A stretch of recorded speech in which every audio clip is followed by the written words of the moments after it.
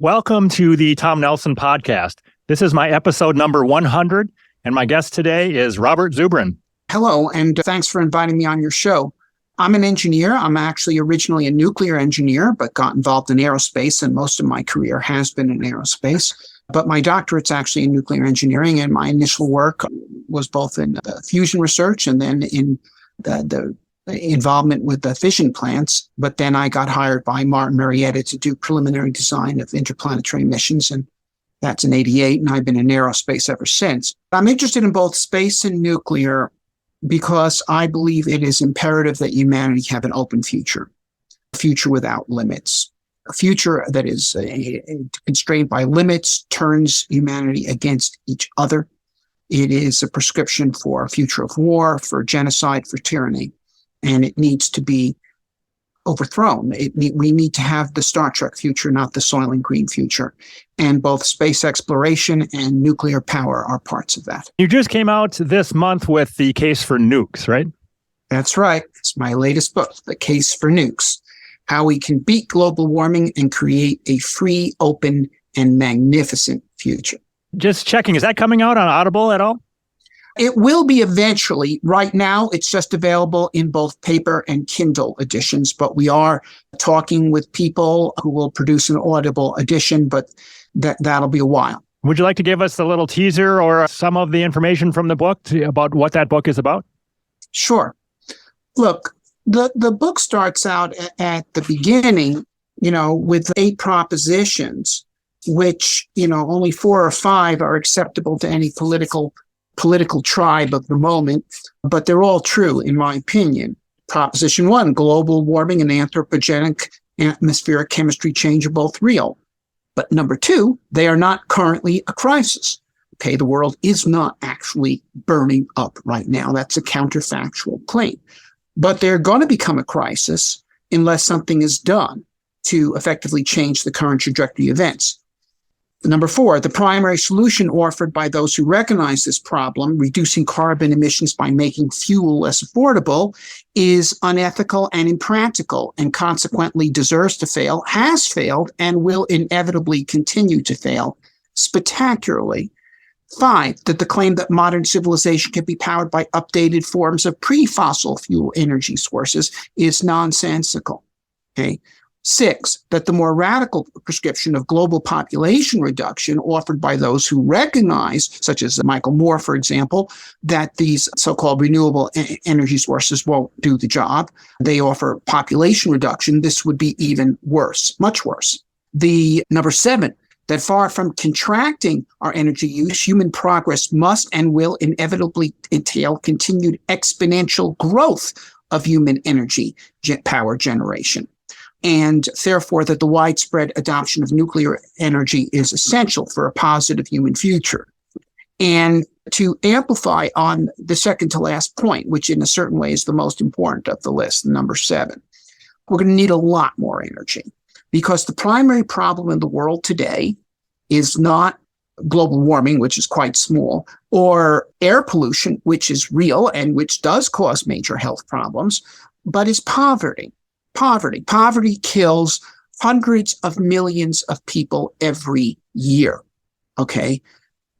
Hundreds of millions of people are killed by poverty, and directly, in some cases through starvation, but more generally through indirect sources such as malnutrition that makes people vulnerable to disease, or violence, which is created in an impoverished environment. And those it doesn't kill, it ruins their lives. They're sentenced to lives, squeezing sugarcane or some other horrible job like that, never getting a chance to exercise their human potential. This is the biggest problem in the world. Well, okay, now you take the United States, which is one of the richest countries in the world. Our average income here is $50,000 a year. And yet there are some poor people in America. However, the average income worldwide is $10,000 a year. Okay, so U.S. is way off the curve in terms of being way above average. So average is $10,000, which, by the way, someone making $10,000 a year would be working below minimum wage in the United States. And the and half the world is below average. And this is the real problem. And if we were to simply raise the whole world to the current American standard of living, which would be, I think, a good goal for the 21st century, you'd have to increase worldwide power generation at least 5 times. 5 times.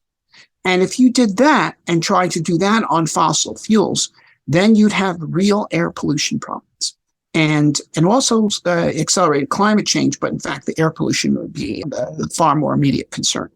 So we have to increase energy use a lot. Okay. But we have to do it in a source that is available at huge scale and it just doesn't emit carbons, or in the case of solar power, they produce huge amount of fluorine compounds that cause incredible environmental devastation in China, and things like that. We need something that's clean, and nuclear power is both clean and massively available.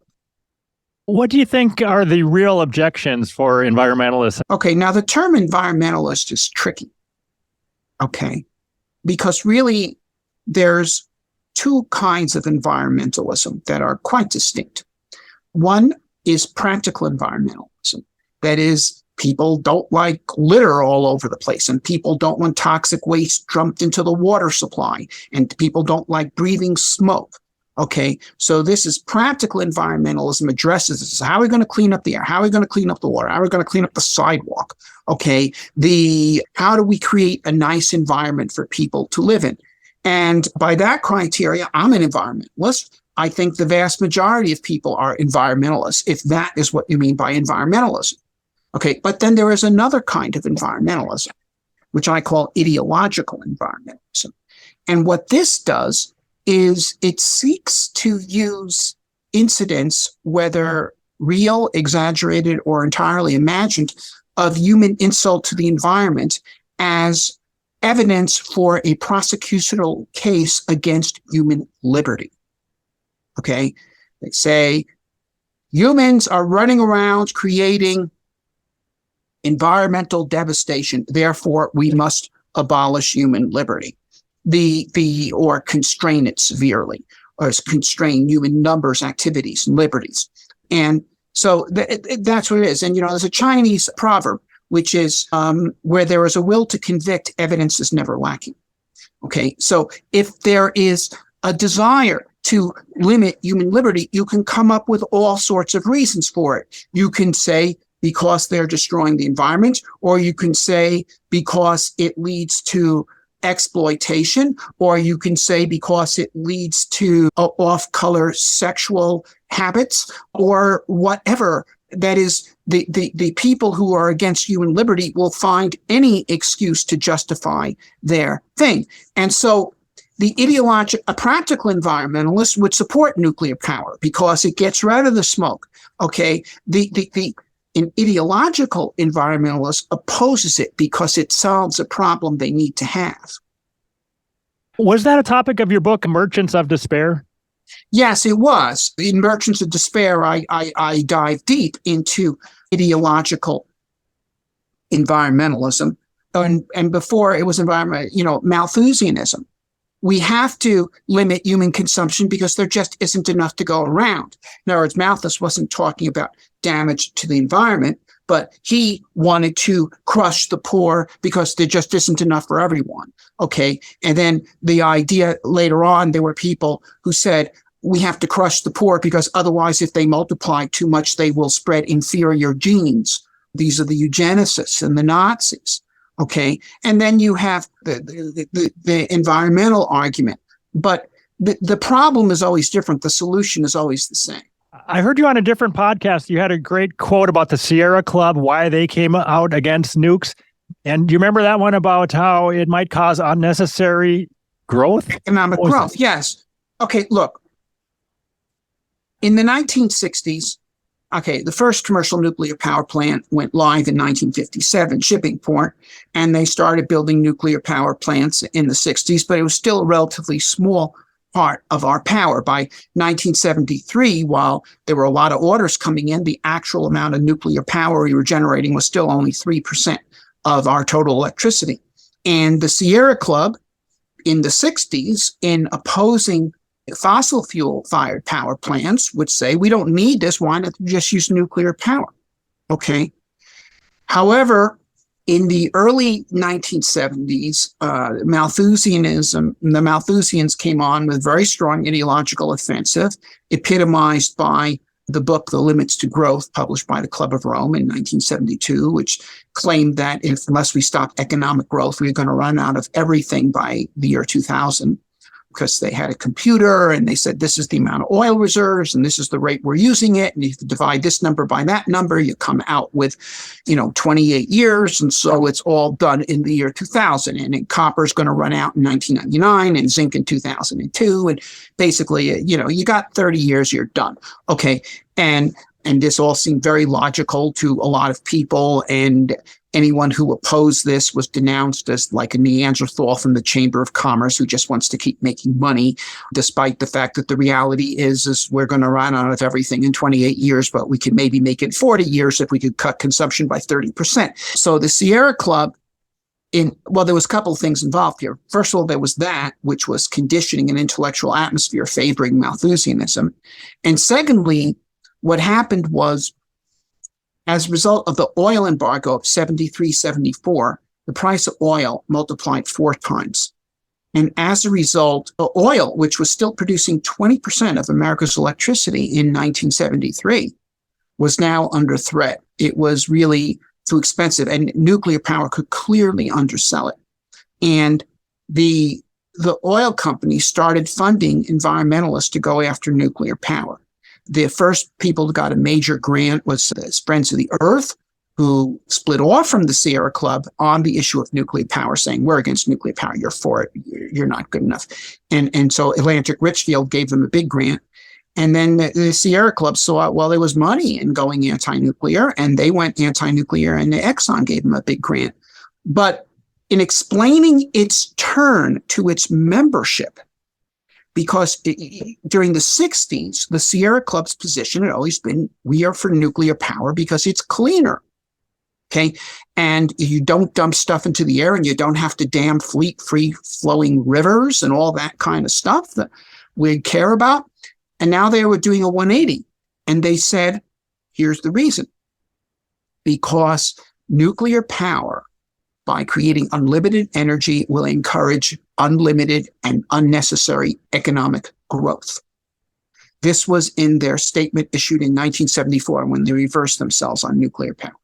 Okay, so they did not oppose nuclear power because they thought it was more environmentally dangerous than coal. They had made it very clear during the preceding decade it was much more environmentally attractive than coal. Okay, but they said, but you have to take into account the secondary effect. It's going to cause economic growth, and that causes much more pollution. Okay, then what they said was, we're going to use the waste issue as a tactic to shut down the nuclear industry. We will prevent them from establishing a safe waste repository, and this will create a problem that will shut them down. Okay. And they stopped waste reprocessing, okay, where you get the plutonium and your unused uranium out of the radioactive waste and then put it right back into the reactor, which reduces the total amount of waste by 95%. Okay, and they do this in France, but they stopped us from doing this in the United States. Okay, and they blocked seabed disposal of nuclear waste, which is the simplest way. You classify the waste so it's not water soluble. You put it in stainless steel cans. You take it out into the middle ocean. You drop it, and it goes 100 meters down into seabeds that have been stable for 100 million years and not going anywhere. They blocked that. And then they waged a continual war against the establishment of a land-based nuclear repository. Now, you should understand, okay, nuclear power is unchallenged in its naval application.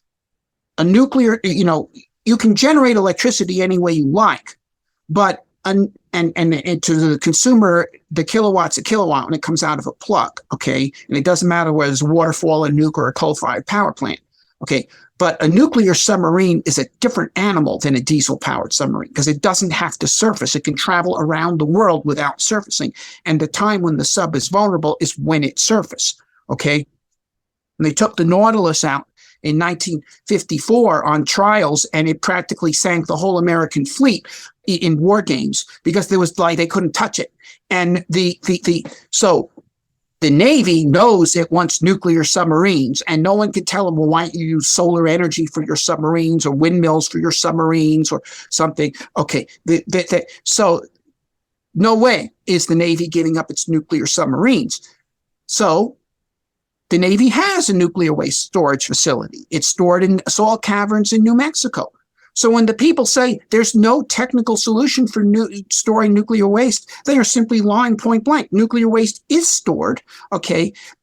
This would be like people who are against cars convince the city government to ban parking. And then they say, we can't have cars because there is no technical solution to parking them. And if parking is outlawed, then parking becomes technically impossible. Okay. Yes, you can put your car into park, but it's illegal. So there is no way to park a car. It can't be done. And and that's basically what they've done with nuclear waste. And then you have these same people say that they're concerned about public health and safety when they insist, therefore, that the nuclear waste be stored on site at nuclear power plants in the suburbs of major cities instead of being put under a mountain in the Nevada desert. How long should it take to build a new nuclear plant if you throw out all the red tape? I think you mentioned something like 3 years versus 16 years. Yes. Okay, the Nautilus, which was the very first nuclear power plant and which was built along with the rest of the submarine inside of 3 years. And then the first commercial nuke, Shipping Point, was built by the same team, Rickover's team, in 3 years. Okay, and if anything, the time to build a nuke should have gotten shorter with more practice. You know, it takes much less man hours to build an automobile today than it did in Henry Ford's time. We should be able to produce these much faster and certainly no slower. But in fact, the time has multiplied more than fivefold. And in my book, The Case for Nukes, I go through data showing that as the time increased, and it increased due to hyper-regulation and an insane regulatory structure, actually, which I'll discuss in a minute. But as this increased, starting in the mid-70s with the Carter administration and then continuing over time, the cost of the plant went up at literally as time squared. Now you would say, well, I can understand why it should go up with time because labor hours is cost. But what happens is the longer it goes, the more things accrete to the project, including especially lawsuits, management consultants, and consultants and lawyers cost you a lot more than plumbers and construction workers. And everything becomes so much more difficult. And then there's also inflation and other things. And then you have the fact that what happens is that the nuclear regulatory will insist on changes in the design while it's in the middle of construction. And if you've ever done a house renovation or anything of the sort, you'll know there's nothing more expensive than changing the plan while you're in the middle of it. And, that's what they do. And the more time, the more of this that can go on.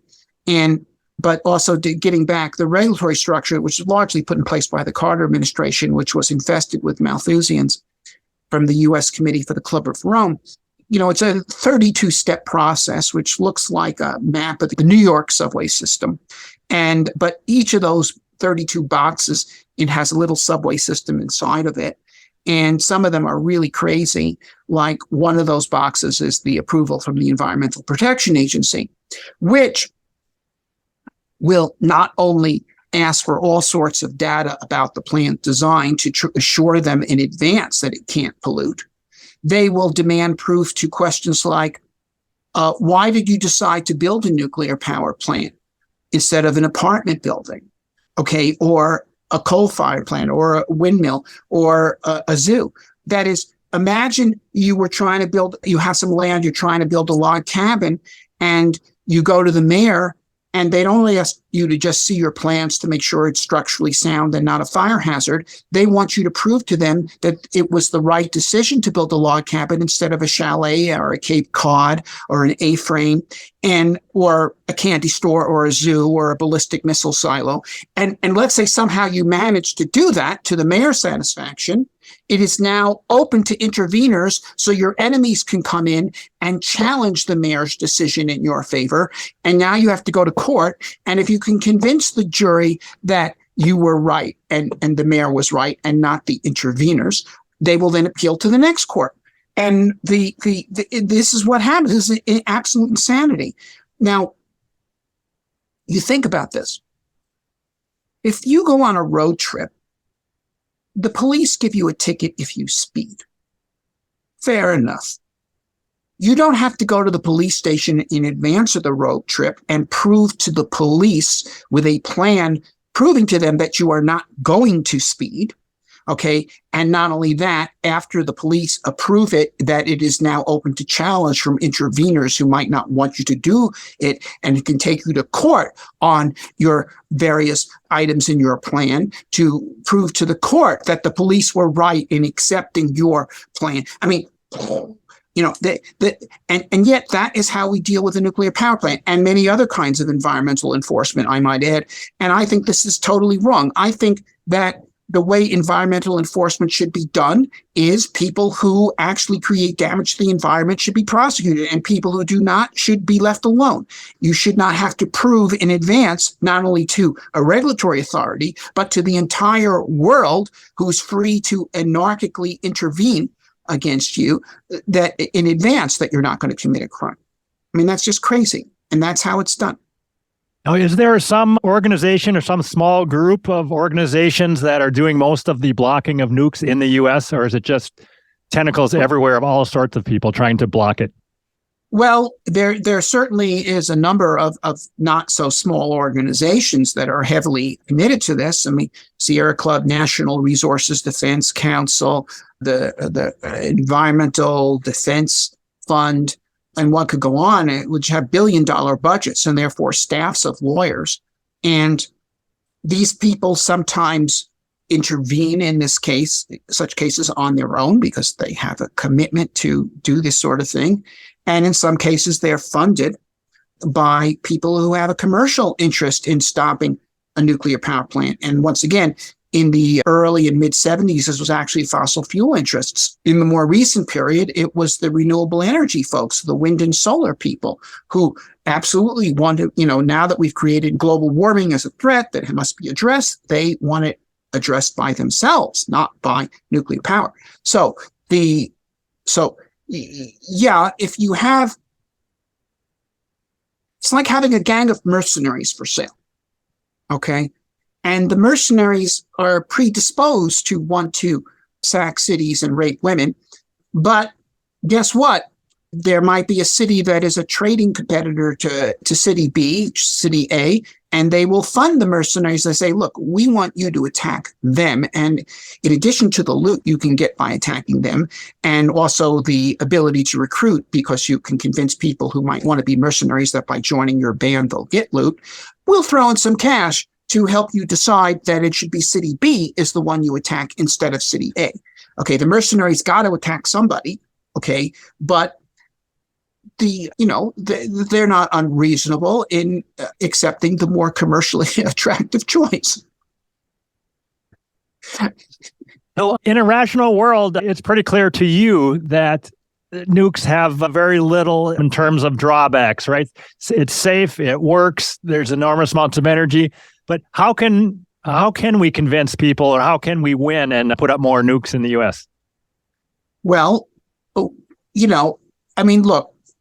in one way, the Malthusian global warming campaign has backfired on them.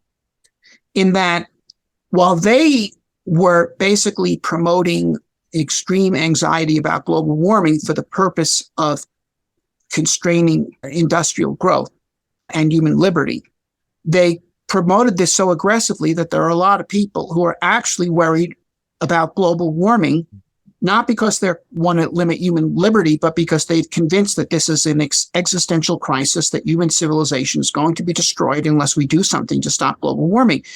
And then these people who have not been adequately indoctrinated into the Malthusian religion then say, well, why not do nuclear power? And these other people say, no, you don't get it. Blah, blah, blah. But they say, but but it doesn't have any carbon emissions, so why not do nuclear power? And so you have people, including, even AOC, is saying, well, why not do nuclear power?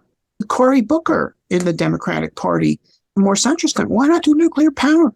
And there's no answer to that unless they come out in the open and say, look, the agenda here is to reduce living standards. You are wrecking our crisis. So that's the point. They've oversold it.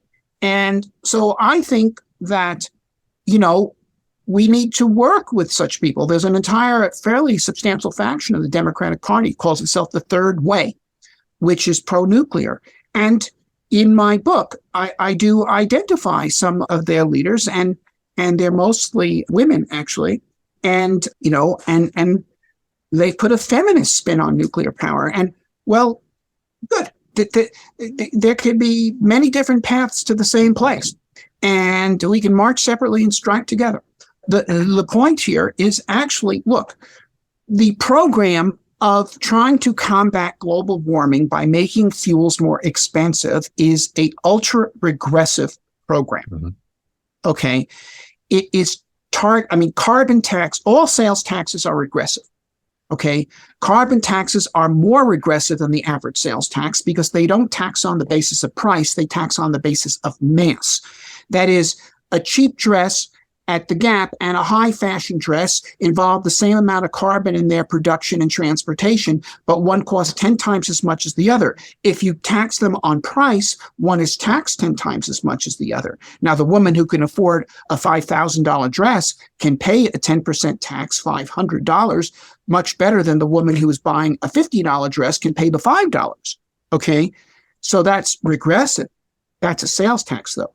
If you, on the other hand, you tax them both $5, then the poor woman is being taxed something that is significant to her, and the rich woman is being taxed practically nothing. So carbon taxes are ultra aggressive, and given really what is actually the income distribution in our society, if one does look at race, that is, on average, Black people are poorer than white people. And so an ultra-aggressive tax is a racist tax. That's all there is to it. And to people perhaps like AOC, whose primary concern is, her primary concern is maintaining the support of a low-income district, and their primary concern is bread and butter issues. And so the program of rigging up fuel and electricity prices is absolutely counter to their interests and needs to be opposed. And so if one looks at the left, there's a lot of definitions to left, okay? But the old left was interested in unions and the 8-hour day and working conditions and things like this. Bread and butter issues, the plebeian left, they have to be against the carbon tax program, okay? The cultural left that opposes economic growth for aesthetic reasons, okay, they can be against nuclear power because, yes, it promotes economic growth. But if one, looks at the Democratic Party, the FDR coalition included very substantially blue-collar people as its core. And Democrats cannot afford to write them off. And so we need to make clear what the bread and butter issues are here. Okay, the bread and butter issues. And, if you think that, the world would be nicer without, all these ugly cars driven by low-income type people clogging up the highways, you can be what used to be called a limousine leftist, or now I guess it'd be a Tesla leftist. But those people driving those used Chevys and Subarus, they want to be able to drive the cars, and they vote. And Hillary Clinton defied the odds by losing to Donald Trump. The way she managed to lose was by losing the industrial Midwest. If you can remember back to 2016, the big surprise on election night came in. Pennsylvania, Ohio, Michigan, Wisconsin, okay, all went for Trump. And this was the heartland of the coalition of the Democrats since FDR. And, what some wit said was, what profiteth a candidate if she gains the donations of Tom Steyer but loses the votes of the industrial Midwest? And that's what happened to her. Now, Biden managed to win by at least playing a pro-blue-collar Democrat. That's the vibe he tries to give off. Six-pack Joe. And that's a necessary vibe for them. But the content of that has to be pro-growth. And guess what? Pro-growth is not just in the interest of labor, it's also in the interest of capital. So there's a harmony of interest here. And that's the coalition that needs to be built. Americans for Growth, whether they call themselves Democrats or Republicans or libertarians. What do you see happening in terms of new nukes in other countries like China or France or Sweden? All right. Now, in the early 70s, we were getting orders for 2 new nuclear power plants every month in the United States. And if that had been allowed to continue, we would have decarbonized our power grid by the 90s. But it was aborted. And so we're just 20% nuclear. France did not abort. And so they are 75% nuclear today and another 10% hydroelectric. And as a result, France has 1/5 the carbon emissions per unit electricity as, say, Germany, where the Germans are, they can talk environmentalism to you till you die of boredom. Okay. But in fact, what they are technophobic reactionaries. And their program of using natural power sources like cutting down forests, okay, and coal and lignite is they are, if carbon emissions are indeed a climate crime, as they say, then they are the worst climate criminals in Europe, easily. But France had a pro-nuclear orientation under de Gaulle. He saw nuclear as the future, and France had to recover its grandeur, and so they needed to be on the cutting edge. And he managed to organize a labor capital coalition that went as far left as the Communist Party of France, and that supported this, because this was jobs, this was everything, and it was all true, and they did it. Now, Macron began to, because of the fashionableness of anti-nuclear, began when he got into office to say, we need to denuclearize. This was the past, and we're modern and fashionable now. But just in time came the Russia crisis, and he did a 180. And now he's gone back to being pro-nuclear. Okay. The German leadership, on the other hand, is heavily infiltrated by people who are Kremlin allies. In some cases, who've been Kremlin allies since the 80s. And this includes the current Prime Minister Scholz, the previous one Merkel, and the one before her Schroeder, who's actually a member of the board of Gazprom. And they literally shut down the nuclear industry of Germany. They literally destroyed 22 gigawatts of nuclear power plants in order to redirect German electricity money to Russia. Okay.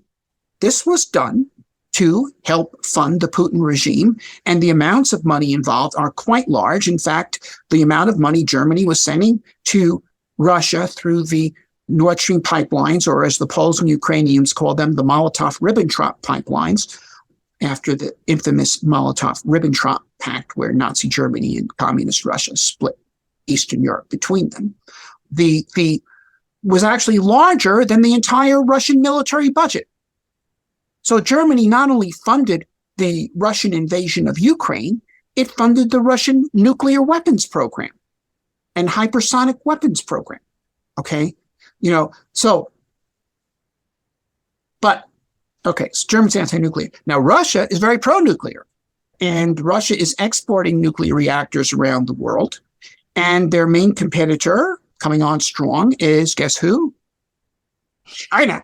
Okay. China is the next big thing in everything, and in particular, nuclear power.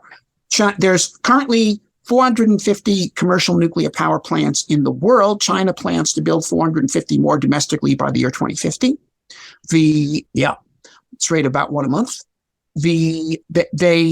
And also to export them to compete with the Russians in the third world. And unfortunately, the United States is not a serious competitor in this race to provide energy to Africa and most of Asia and other places. Best free world competition are the French and the South Koreans. The South Korea, they can still build a nuclear power plant in 4 years, as they can do in China. And my guess is now the Chinese have bought nuclear power plants from everybody, including American and Russian. And now they've gone through them and they've decided which are the best ideas, and they have a Chinese design now. And, what can I say? My guess is they'll find a way to build nuclear power plants in 2 years. You go into a Chinese restaurant, the service is fast. These people are all business, and they're going to do it. Were you just yesterday maybe helping to promote a movie by Oliver Stone on this issue? Yeah. We had one of the showings was here in Littleton, Colorado, the Alamo Drafthouse Theater, which is a kind of a fun movie theater where you can sit in seats and they bring meals to you and everything. And occasionally when they have premieres of movies there's someone associated with the movie who is a guest speaker. So people there are used to having a live part of the show. So yeah, I did a question and answer thing at the end of the premiere. And I would say the audience was pretty won over by the movie. I thought, I disagree with Oliver Stone on a number of issues, in particular Russia. But in terms of what he said in this movie, it was pretty much all true. There were some things that were a little simplified, but basically true. And the movie was a very strong presentation. And I think it certainly won over that audience. What do you see as the future, your desired future for nukes in the U.S.? Would it be a number of huge power plants in each state, for example? Or is there some future for really small ones for each community or something? Both. Look, the large nuclear power plant has the advantage of economy of scale. But there's a big push now for smaller plants that can be manufactured in factories. And so that you can pretty much assemble them on site. Doing anything in a factory is going to be quicker and more efficient than doing it at a construction site. I think studies have shown you take, for example, a weld. It might take 8 times as long at a construction site as it does in a factory, where everything is all set up and conditions are controlled and it never rains. And you have a well-structured chain of command with everybody knows everybody. They're not all brought together in an ad hoc way and everything. So the idea is to basically create them in pieces small enough to be built in factories and trucked or barged to where they're going to go. And the other advantage of the small plants is that they can address small markets. What if you have a town of 100,000 people? Okay, that's too small to justify a 1,000 megawatt reactor. That's the right size for a 100 megawatt reactor. Okay, so if you're making modular 100 megawatt reactors, there's your market. It's a market that's not addressed by the larger plants. And so it makes it much more transportable, and it opens up large markets that are not really suitable for the mega plants. Now, in addition, there are people who say the problem with nuclear power is they're still using a 1950s design, which is the pressurized water reactor, which was the design introduced by Rickover on the Nautilus and then at Shippingport, and is in minor variations the design of over 90% of all commercial nuclear power plants in the world today. Okay. Now, I disagree that this is a fundamental problem. The reason why that design has lasted this long is because it's a good design. Okay. And that's like saying, the problem with automobiles is they all use 4 wheels. Why haven't people come up with something different? Some things are just good designs. Now, and there's been over 1,000 pressurized water reactors on land or sea over the past 60 years, and not a single person has ever been harmed by a radiological release from a pressurized water reactor. Not one. Chernobyl was not a pressurized water reactor. The Fukushima reactors were, and despite being destroyed by an earthquake and tsunami, still no one outside the plant gate was exposed to a significant radiation dose. So you have a natural disaster of cataclysmic proportions, and it still didn't cause any nuclear effects. And in 3 Mile Island, there was just nothing happened to anyone, even who worked at the plant. So it's a good design, but that's not to say that it can't be improved on. Now, the problem with the hyper-regulatory environment is if you're having so much trouble getting licensed a design that the regulators are completely familiar with, and which they've seen, literally hundreds of previous examples, in which there is a multi-decade track record of safety, what's going to be your luck with a new design? You want to choose a breeder reactor? I mean, my God, think of all the what-if scenarios that somebody can come up with. So, yes, the pressurized water reactor only uses about 1% of the energy that's available in the uranium fuel that's fed into it. 1%. Okay? A breeder could do over 90. But guess what? The fuel cost of a pressurized reactor is only 5% the cost of the electricity. 95% is the capital cost that went into building it, which is being caused by the regulatory burden. So do we want to cut the fuel cost in half while tripling, as we cut the 5 in half and triple the 95? No one wants to do that. Okay, so it's going to leave that alone. Now, if the regulatory burden was not so great, okay, so that was 5% here and then another 5% for the rest of it, okay, well then, first of all, nuclear power costs 1/10 of what it now costs because we cut from 100 down to 10, okay? But then also at that point, the fuel cost would be 50% of the cost of the power. And somebody would say, well, how do I cut that down? And now there's things that are being offered. There's the breeder reactors, there's the thorium reactors. Thorium is 4 times as plentiful as uranium. Thorium fission reactors were never developed by the AEC. You want to know why? Because you can't use the fuel bred in a thorium reactor to make bombs, because they are proliferation proof. And the early AEC, its primary interest was making bombs. Okay. And so it wanted reactors that could make plutonium. Okay. The thorium cycle breeds thorium into uranium-233, which you can't use for a bomb for various complicated reasons, which, however, are explained in the book. So if you want to know the answer to that, read the book. But the thorium reactors would be great. But who wants to risk increased regulatory obstacles?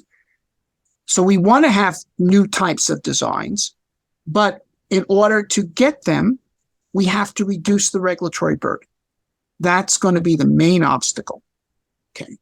The people who are introducing a new design who have the best chance within the current regulatory environment is the people who want to make small modular pressurized water reactors. They want to keep with the same fundamental type, the Rickover reactor, but in fact go back to the sizes that Rickover actually built, which were in the same size range as the small modular reactors of today, 100 megawatt class units or even smaller on submarines, because at least they're dealing with a familiar technology, but on a different scale. But the main problem for nuclear, to both unleash the pressurized water reactor and then more advanced type of reactors, is to lift the regulatory burden. Are you familiar with the videos from this Professor David Ruzick? He's from Illinois, I think, and he has some good stuff out there about how safe modern nuke technology is. Actually, I'm not familiar with those videos. Okay, I think I might put a link to 1 or 2 of those in the show description anyway. Sure. And then, what do you see as the future for powering things like airplanes? Is there a way to use nukes to produce liquid fuel to use in planes, that type of thing? Sure. Look, the right technology for aircraft are liquid hydrocarbon fuels, but those fuels can be made using the energy from nuclear power plants.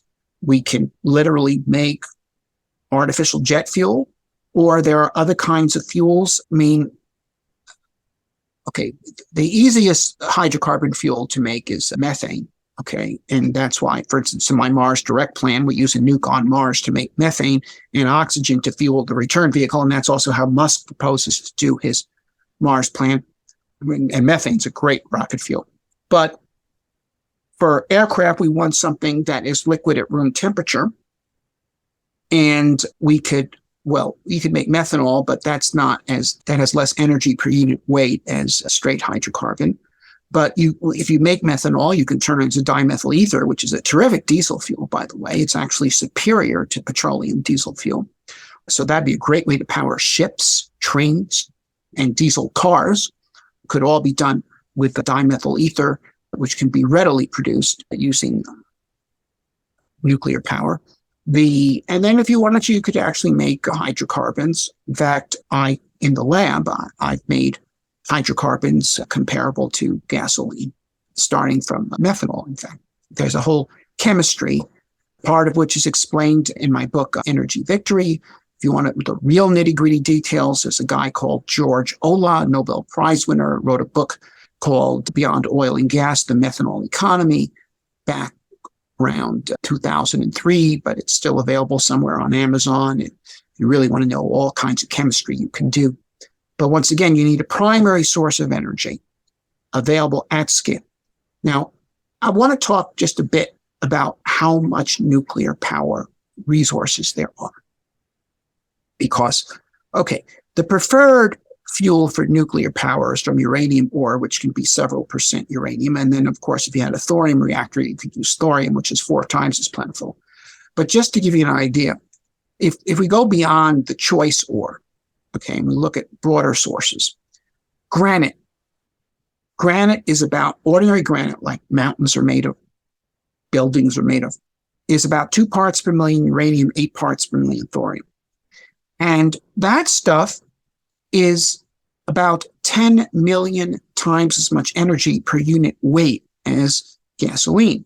Now, but it's only 10 parts per million. So when you work those numbers out, what it boils down to is a block of granite contains as much energy as 100 times its mass in gasoline. So you look at the granite mountains of New Hampshire, you look at granite buildings all around you, you're looking at mountains of energy, gigantic mountains of energy that utterly dwarf the Earth's fossil fuel energy supply. And then if one goes beyond nuclear fission to fusion, then the water contains hydrogen. And, well, it's 2 atoms, but each hydrogen, 1 out of every 6,000 hydrogens are deuteriums, okay, which can be used as fuel in fusion reactors. And basically, a gallon of water has enough energy, if you use it in a fusion reactor, as 350 gallons of gasoline. That's Earth water. Now, if you go to Mars, the water has more deuterium rich, 5 times as rich. So in fact, Martian water, a gallon of Martian water is worth about as much as 1,600 gallons of gasoline in terms of its energy content. So the point is, we got vast amounts of energy. Okay, back at the time of the 1970s energy crisis, the Malthusians said, got to stop economic growth because there just isn't enough energy. Okay, well, there's plenty of energy. It's all over the place. And it's incredible. And the thing about this energy, whether you're talking fission, thorium reactors, or fusion reactors, where is this energy really coming from? It's coming from the powers of the creative mind. That's where it's actually coming from. See, it's not true that humanity is limited by a certain amount of natural resources. In fact, there's no such thing as a natural resource. There's only natural raw materials, okay? It is human ingenuity that turns a material into resources. You can't eat dirt, but if you understand agriculture, you can make food come out of dirt. Okay? The oil is invisible. If you went to the general staff of Napoleon Bonaparte that were considering the conquest of a country, and you asked them to list the natural resources of country X, they would not have listed its oil. It wouldn't have occurred to them, let alone its aluminum ore or its uranium ore or today, or deuterium. Okay, none of this. Okay, aluminum was not discovered until 1820. It's the second most common element in the Earth's crust. Well, third after oxygen, silicon, and there's aluminum, then there's iron. Okay. But it was unknown to chemistry until 1820 and unknown to the consuming public until the 20th century, because to create aluminum metal out of aluminum oxide requires science. It requires electricity, which is a product of science, and it requires knowing how to apply the electricity. And similarly, thorium. Well, people have been using thorium for a while. Thorium is the mantle in kerosene lanterns because it's an excellent high temperature material. But no one had any idea that the amount of thorium in the mantle of an energy lantern could produce more energy than that lantern would in its lifetime burning kerosene. The mantle contained more energy than all the kerosene you could pour into it again and again and again if you had that lantern for 100 years. It's kind of like the Bible story of Moses getting water out of the rock. Was there really water in the rock? Okay, well, Moses had God's assistance in getting water out of the rock. Okay, so I don't know if there's a God. Okay, but in terms of the creative powers of the human mind, which are said to be the image of God by Judeo-Christian religion, that is the source of resources. That is the origin. That's the source of creation. In the beginning was the word, the logos. That is a religious way of looking at this creative process, which is very, very real. I would just like to, maybe if I could, quickly go down a couple of points which are amplified at length in the book. Because absolutely. The anti-nukes make a variety of points. Okay, they say there's no way they can dispose of the waste. Well, we've disposed of that argument. They say nuclear reactors can blow up like bombs. They cannot. Okay, the fuel is nowhere near enriched enough to support a nuclear explosion, and you can't even have a runaway fission reactor, not a bomb, but a runaway in a water moderated reactor, because if the reactor gets too hot, the water turns to steam, and the water being there in liquid form is necessary to sustain criticality, and that's why Rickover chose it. And that's why there has never been a runaway chain reaction in any water moderated reactor, because it is physically impossible. They say that nuclear reactors support proliferation. That is not true. Commercial nuclear reactors cannot be used to make bomb grade material, because the plutonium that is bred in a commercial reactor, because of the length of time things are left in a commercial reactor, the plutonium absorbs another neutron, becomes plutonium-240, which ruins it as bomb-grade material. It's true that the enrichment facilities that are used to enrich uranium to make, say, 3% enriched uranium for a commercial reactor could be used to make, with some difficulty, 90% enriched uranium for a bomb. However, you don't need the commercial reactor for that point. And in fact, one of the reasons why the early AEC opposed nuclear reactors was because it would divert enrichment facilities from bomb making. And both the United States and the Soviet Union had hundreds of nuclear bombs before either one of them had a commercial nuclear reactor. One could go on. And finally, I just want to say this, look, any technology that is useful for civil purposes is also useful for war, by definition. Okay. And, the electricity from a nuclear power plant will support war industries, just like electricity from a solar power plant will. Okay. And yes, so the electricity from any power plant can be used to make weapons of mass destruction. You could do all this, but the unique destructive potential of nuclear weapons is no longer unique. In fact, okay, you take COVID. Okay, now, there are people who say that the COVID virus was made in a lab in Wuhan, China. And actually, I don't believe that. There's some evidence to support it. It's not convincing to me. And in any case, that's certainly a very controversial assertion. But what is actually not controversial is that it could have been made in a lab like that. Okay? It could have been. Yeah. Nobody disputes the technical feasibility of that being possible. And if you think about that, a virus that killed, I don't know, 100 million people. We don't really have the numbers because the statistics from third world countries are meaningless. But a lot of people was made in a facility that cost a tiny fraction of what it costs to enrich enough uranium to make a bomb. And so as humanity's knowledge has advanced, both our creative and destructive potentials have advanced and become much more affordable. So, okay, I mean, certainly if he had thought of it, it would have been within the financial resources of, say, Osama bin Laden to create a biological warfare facility, to create viruses that could have killed hundreds of millions of people. Okay. And it's certainly within the capacity of, say, North Korea, or you name it, any outlaw nation. If we're going to avoid mass destruction, we have to create a world where no one feels it's in their interest to destroy the world. Okay. We have to make a world in which there is enough for everyone.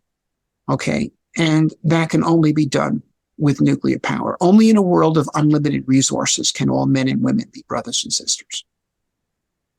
Again, thanks a ton for doing this. I really appreciate it. And I will talk to you later. Robert Zubrin, thank you. Well, thank you.